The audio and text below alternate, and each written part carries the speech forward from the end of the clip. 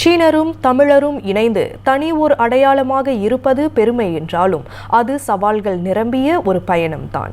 அவர்கள் சந்திக்கும் சவால்களும் கடமையும் இரு கலாச்சாரங்களையும் ஒன்றிணைக்கும் பாலமாக மாறி பல தலைமுறைகளை ஒன்றுபடுத்தும் உறவாகவும் வளர்கிறது.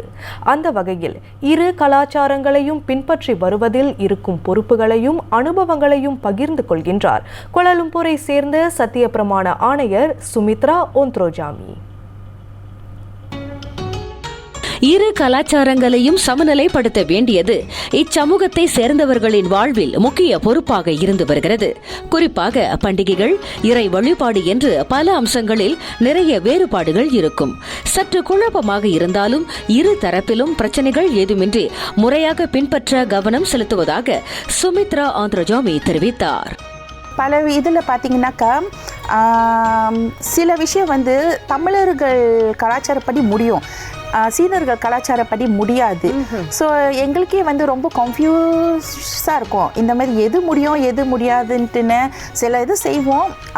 இப்போ உதாரணத்துக்கு வச்சுங்களேன், இப்போ வீட்டில் ஒரு பொருள் இப்படி இருந்துச்சுனாக்கா தமிழ் படி நம்ம முடியும். ஆனால் அம்மா சொல்லுவாங்க, இது இப்படி நல்லா இருக்கு, இப்படி இது வைக்கக்கூடாது, இது ஃபங்க்ஷி சரியில்லை அப்படின்னு சொல்லுவாங்க. ஸோ அந்த டைமில் கன்ஃபியூஸாக இருக்கும், யாரை ஃபாலோ பண்ணுறது அப்படின்ட்டுன்னு. சீன மொழி நன்றாக புரியும் என்றாலும் ஓரளவு மட்டுமே பேச தெரியும் என்கிறார் முன்னாள் பத்துமலை தமிழ் பள்ளி மாணவியான சுமித்ரா. மொழி ரீதியாக மற்றவர்கள் தம்மிடம் தொடர்பு கொள்வதில் குழப்பம் அடைந்திருப்பதாக அவர் குறிப்பிட்டார். அதோடு சீனரும் தமிழரும் சேர்ந்த அடையாளமாக சமுதாயத்தில் பயணிப்பதை சுவாரஸ்யமான அனுபவமாக கருதுகிறார். சில பேத்துக்கு தெரியாது, நான் எனக்கு சைனீஸ் தெரியும்னு நிறைய பேசியிருக்காங்க. அந்த மாதிரி அப்புறம் நான் பார்ப்பேன், ஓகே பேசுறாங்க, நிறைய வந்திருக்கு. நிறைய பேத்துக்கு சந்தேகம் வந்திருக்கு. நிறைய பேத்துக்கு கேட்டிருக்காங்க, என்ன கேட்டிருக்காங்க, நீங்க மிக்ஸான்னு கேட்டிருக்காங்க.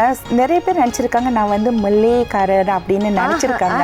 நான் பொட்டு போட்டிருந்தாலும் ஏன்னா நான் பேசுற மலே மொழி சரளமா இருக்குன்னு சொல்லியிருக்காங்க. ஸோ அது மூலியமா அவங்க நான் மல்லேக்காரர் கூட நிறைய பேர் நினைச்சிருக்காங்க. அப்புறம் நான் சொல்லுவேன், இல்லை நான் மிக்ஸு, அம்மா சீனர், அப்பா தமிழர்னு சொல்லியிருக்கேன்.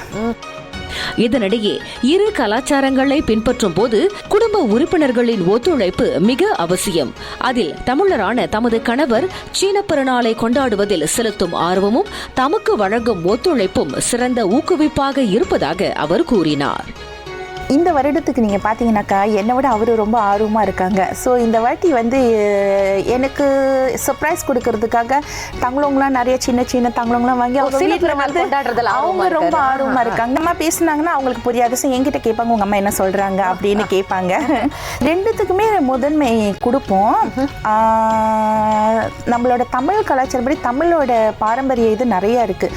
ஸோ ரெண்டுத்தில் பார்த்தீங்கன்னாக்கா தமிழ் நிறையா இருக்கிறதுனால நாங்கள் தமிழுக்கும் முக்கியத்துவம் கொடுப்போம், சைனீஸ் கொடுப்போம். ஆனால் தமிழுக்கு கொஞ்சம் அதிகமாக கொடுப்போம். சீன புத்தாண்டை முன்னிட்டு பர்னாமாவின் பார்வை நிகழ்ச்சியில் கலந்து கொண்ட அவர் தமது அனுபவங்களை பகிர்ந்து கொண்டார்.